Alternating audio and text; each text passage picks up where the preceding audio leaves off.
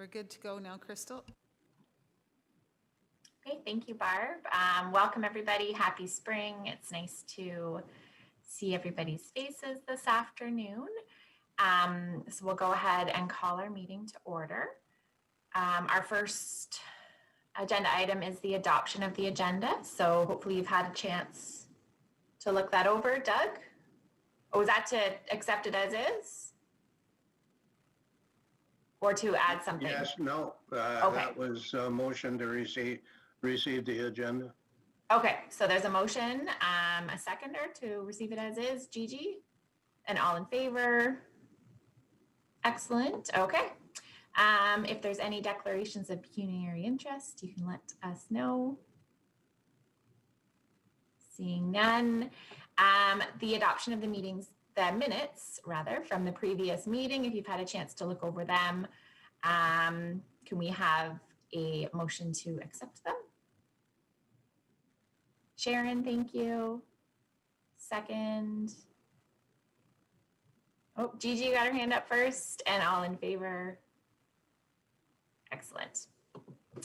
Okay, we'll move past. I don't believe we have any deputations, presentations, or correspondence. So we'll go right into item number 5, and I will hand it over to Barb to provide us with her update. Thanks, Crystal. Much appreciated.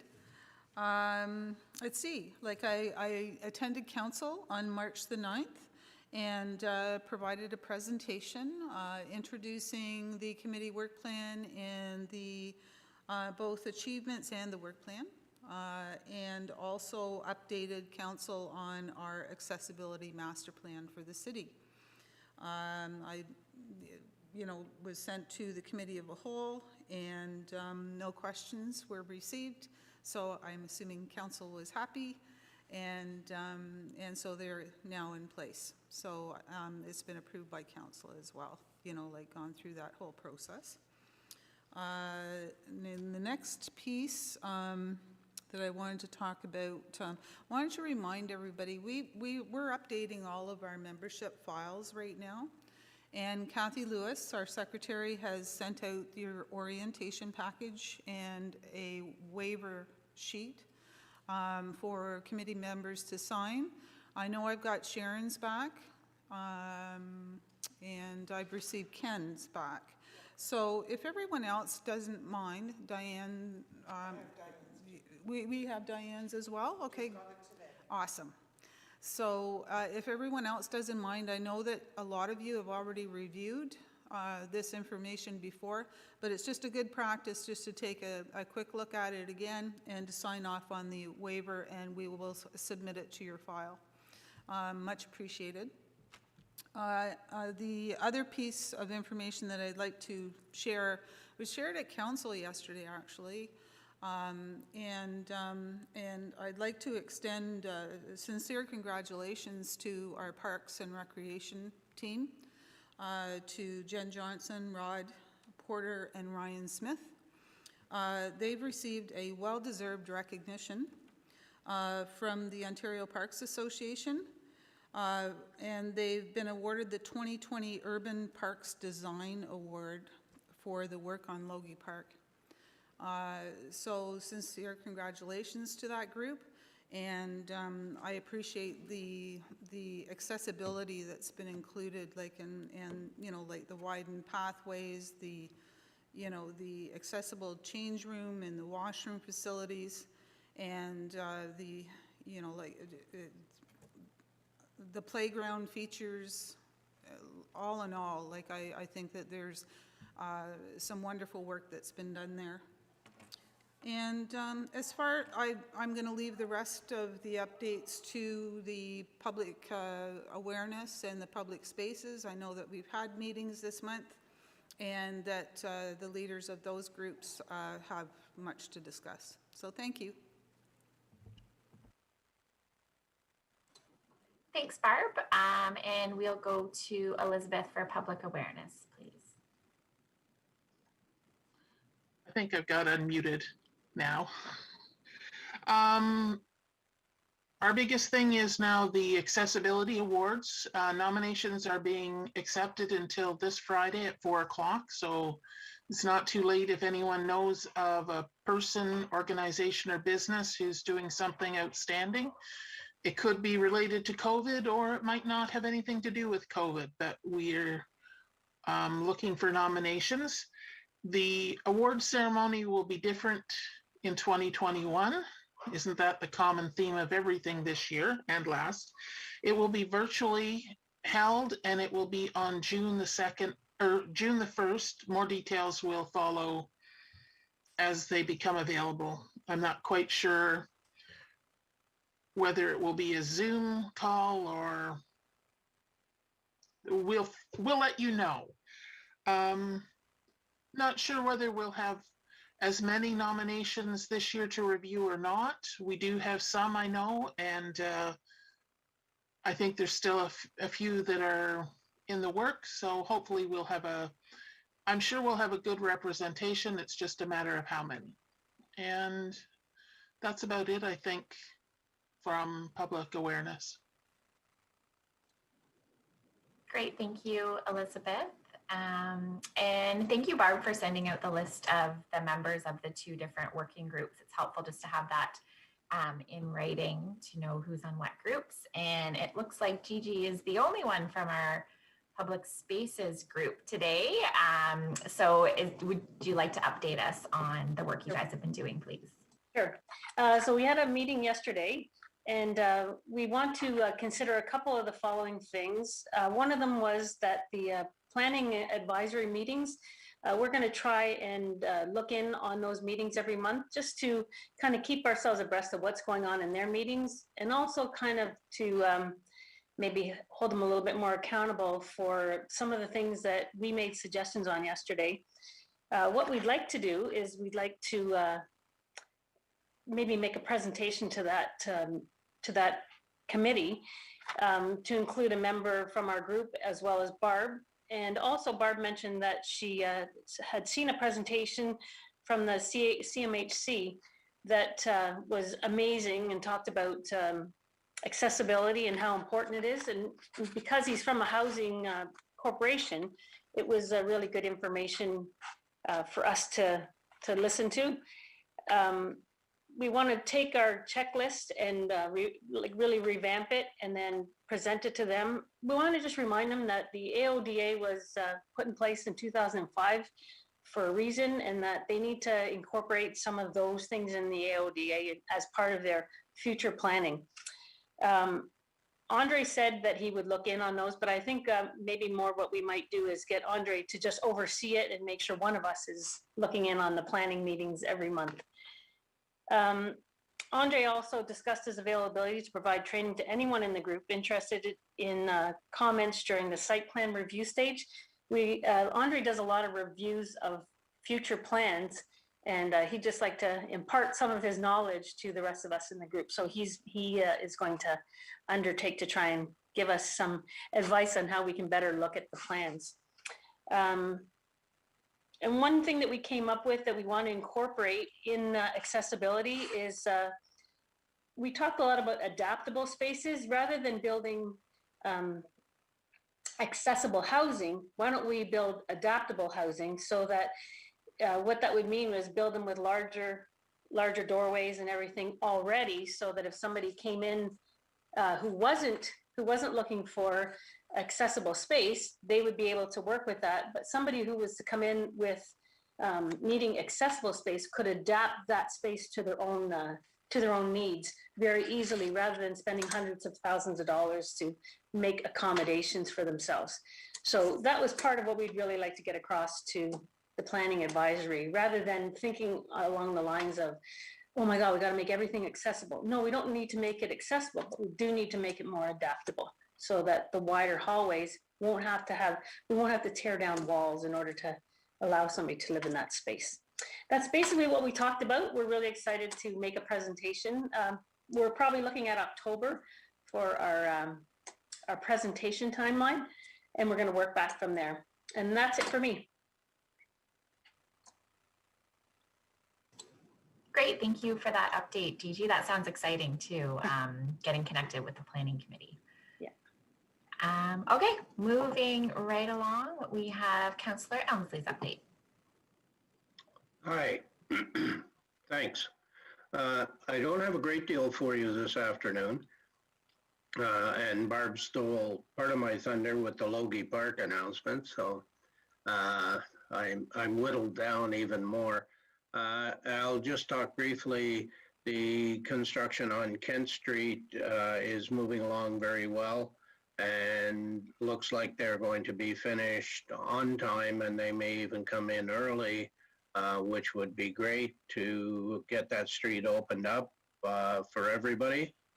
In Fenelon, they're moving ahead quite swiftly with the downtown, to the point, you may recall that I told you that it was going to be in 2 phases, and the first phase would finish May 24th weekend. They've made such good progress that they went back to the chamber and the merchants in the downtown and suggested to them that if they could be allowed to go to the 18th of June, they could put the street back with the first lift of asphalt and the curbs and gutters in, so that when they came back after Labor Day, they would only have to do electrical in the boulevard portion and the sidewalks and garbage cans, street lamps, benches, that type of thing in the fall, but the street would basically be completed except for the second lift of asphalt, which probably would not take place anyway until 2022. They usually leave it for about a year before they do the second lift.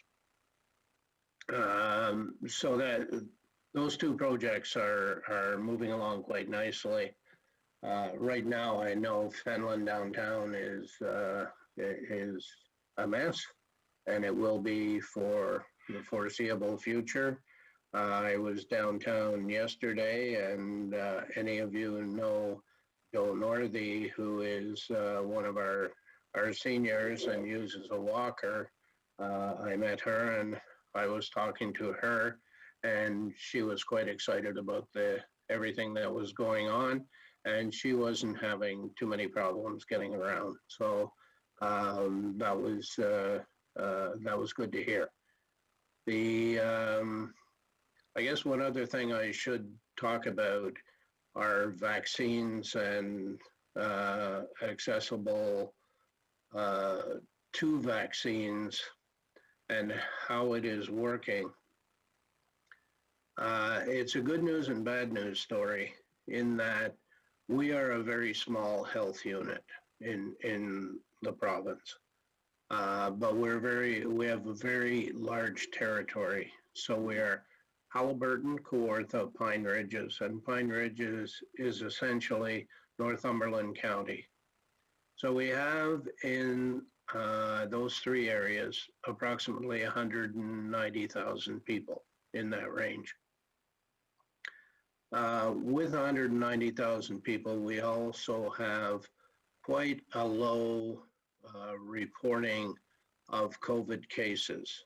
So as a result of that, when vaccines get allocated, they get allocated based on the need in terms of, is it a hotspot or is it not a hotspot?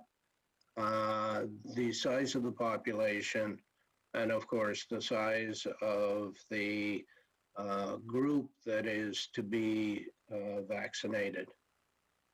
Well, we are small in all of those areas, so we kind of move to the bottom in terms of our allocation of vaccines. Currently, I think we're being allocated for our whole health unit at around 6,000 doses per week. Now that's supposed to ramp up starting April 1st, when we're told that a lot more vaccines will be available. And until recently, of course, we could not use the AstraZeneca vaccine for anyone over age 65. That's been removed now. Health Canada has determined that the AstraZeneca vaccine will be fine for anyone. It's just that we don't have any at the present time. There was a problem Monday, Tuesday, with the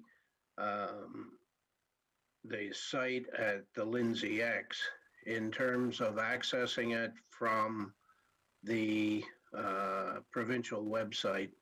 It was showing as not existing. The reason for that was that they didn't have any vaccines to give out. And very early on at the health unit, we took the position that if there are no vaccines to give out, we aren't going to give people appointments and then have to phone them up and cancel their appointments. We think that would be even more disappointing than not being able to get an appointment. We expect as we get more vaccines in the coming weeks that this will open up and people will be able to get vaccines quicker. Halliburton is was opened this week, and they have a site that's doing vaccines. And the Fenland Community Center will be opening on April 5th and start giving vaccines there. Again, it's predicated on having the vaccines and the problem with us being low on the list. So I hope we're trying to get that message out there, and I know it's frustrating, but we're, you know, the old story, we're doing the best we can with what we have. So if you do have issues and problems, you know, certainly go on the HKPR Health Unit site, and you should probably be able to find the answers to your questions.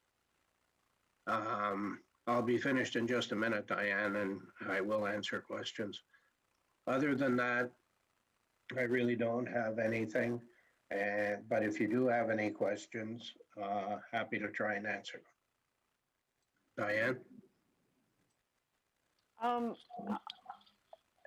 From a communications point of view on accessibility, I've tried now 3 times with HKPR to find out more about the priority order or how it's going, because on the one hand, they want you to voluntarily sign up when it's your turn, but they're not giving enough information about when it's going to be your turn. And when I say your turn, I'm actually thinking specifically about my son who has intellectual disabilities, and he is one of the ones that it's called higher risk.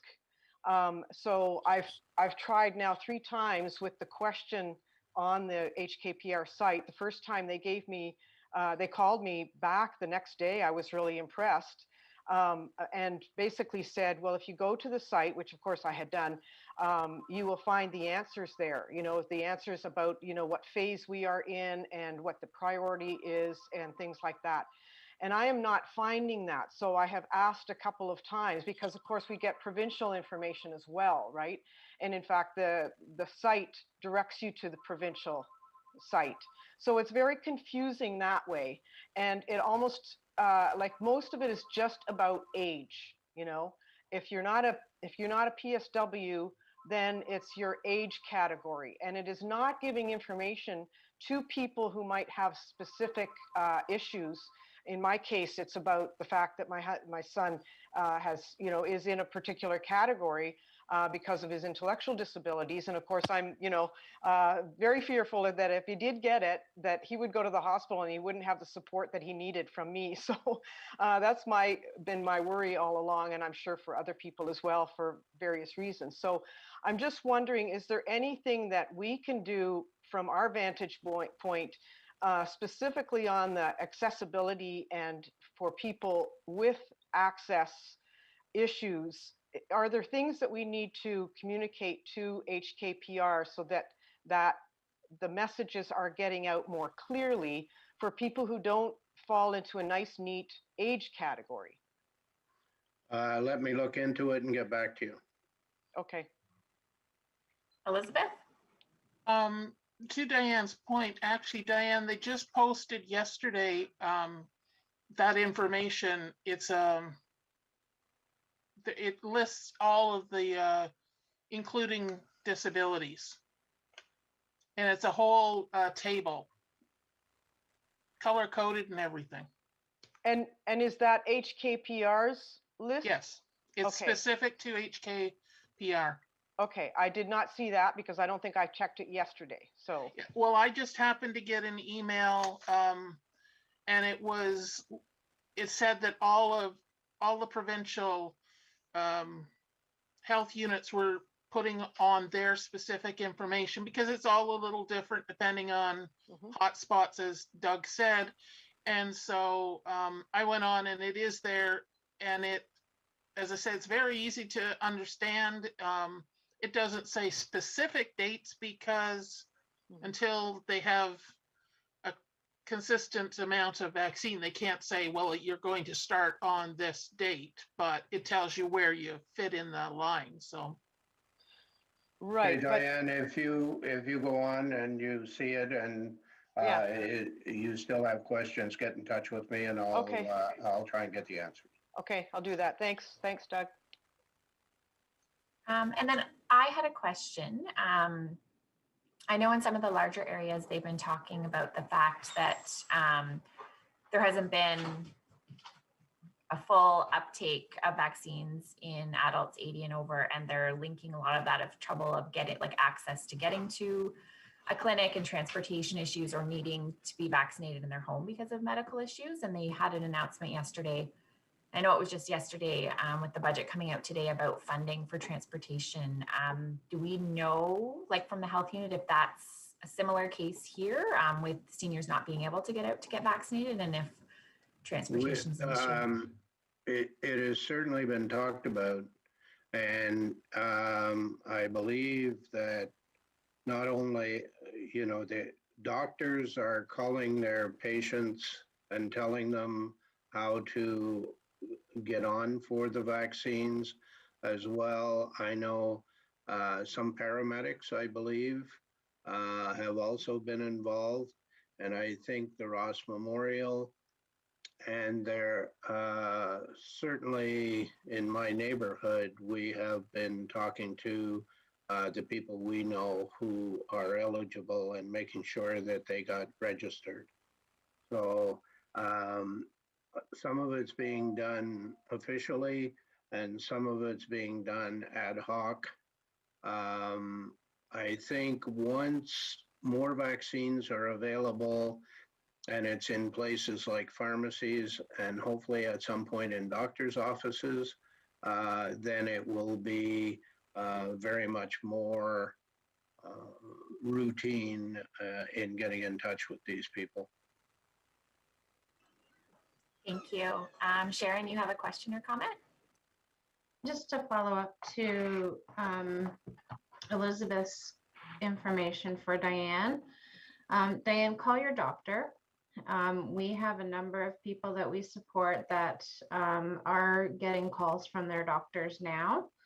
The priority around those with developmental disabilities is those that live in congregate care first, then those that live in SIL, like supported independent living, in their community and with their families. So even the group of people has a high risk to risk kind of category. But we're starting to see some of the people that live in our congregate care settings getting calls from their doctors already. So maybe reaching out to your doctor and finding out how your son can access the vaccine might be a little bit easier to navigate. And that would be for anybody, even in the over 80 category, or anybody with like an autoimmune condition, or anybody that's listed in phase 2. You can also reach out to your doctor, because there are some doctors that are either helping to navigate that process and make it a little bit easier to access the vaccine, or they may be one of the doctors that have received a supply. So Yeah, thanks, Sharon. I did, now that you reminded me, I did actually leave a message at Jeremy's doctor's phone, and I haven't heard back yet, but they tend to say, do not call your doctor, right? That's what they're saying, don't call. So that's where it also is hard to know some of the exact communication that has to be out there. Is that everybody shouldn't call their doctor, or just if you have, it's hard to get clear on who should call and who shouldn't, and yeah. And I was also told by the HKPR person the first time when I did get an answer, they said that no, you will not be getting a call from your doctor. You have to, for this next phase, that you have to just keep, you have to basically sit on the HKPR site. That's what I was told then, to just keep checking all the time. I think that because the information is changing so quickly, working for an agency that supports people with developmental disabilities with congregate settings, our staff are going through the vaccination process now, and I can tell you that the information and the process to register has probably changed at least 6 times in the last 2 weeks. And that's as vaccines roll out, that's as the process rolls out, both at the municipal level and at the provincial level. So there's a lot of confusion, and we have managers that are dealing with this for our staff, and it's changing. So I do feel for families and people that are seniors or have, they don't have access to internet to register or whatever. It can be quite challenging to navigate that for sure. But it is changing daily. And like I said, we were shocked to start getting some reports of doctors phoning people supported. So I think it depends on the doctor, because if they have a patient that they know is vulnerable in terms of their health conditions, diagnosis, or age, those doctors are making that call. And they are helping them either to navigate and register for vaccine, or if they've been a doctor that has been allotted a supply, they're getting those people in. So I think it just depends on the person and the situation. And even speaking to Crystal's question about the transportation, we're even getting some emails, around some of the traditional transportation services like community care and others in each of the 3 communities that we provide service in, letting people know that if there's, people need help with that. So it is out there. So if you call those agencies that traditionally will assist with transportation, it's likely there and set up, or it's rolling out, it's getting rolling. Just to let you know, sometimes it's hard to get hold of the health unit. They're getting anywhere up to 5,000 calls a day. So, almost everybody, 80% of the health unit is working on COVID and vaccines and the response. And so very little other work is being done by the health unit right now. Diane? Yeah, this is all really good information. And that is the issue, that it is it's ad hoc from the point of view of the people that need the information. It's not necessarily ad hoc from the point of view of how they're getting the rollout done. So yeah, I know that it depends on your situation, really. And that's why I'm raising the question here, because is there anything that we can do? Is it our place? Is there anything that we can do to help so that communication is more clear, even from the HKPR site? Because if they're getting 5,000 calls a day, that means that their communication on their website is not giving the information that needs to be out there, because if they wouldn't have as many calls if it was more clear. And I know I've tried a few times, and I'm a fairly patient person, I think. So that's my question. Yeah, I know things are going to roll out the way they need to roll out on the one hand, but on the other hand, if we can do anything to help get the information more clear. I don't want to mislead you. All 5,000 calls aren't about vaccines. Right. they're about other things as well. But and other COVID-related things, but not necessarily about vaccines. We get a lot of calls about what people are allowed to do, where they're allowed to go, what they're allowed to, who are they allowed to visit, who are they allowed to, how many people can they have for dinner, all of those kinds of things. So it's not 5,000 calls about vaccines. So I'd suggest, as Elizabeth says, go on, see the new update to the website and see if it satisfies you. And if you still have some concerns, let me know and I'll see what I can do. Okay. Thank you, everyone. I know we hit on a really hot topic there with vaccines. Was there any other questions or comments before we move on from that? I just had one thing. Last month, Andre asked to get the plans for the downtown Finland reconstruction. I just want to find out if that happened. I saw the email back that there was no problem getting them to him. I just wanted to make sure he got them. Yeah, it was circulated to the Public Spaces Working Group. Okay. I didn't know, do you want me to circulate the committee at large? I think you did, Barb, because I received it and I'm not on Public Spaces. Okay, all right, so I did. Yeah, and Diane, she's, because she has a Mac computer, we're having a few issues, but we're going to talk about that later and try and resolve it. But yes, that's been done, Councillor Elmsley, thank you. Okay.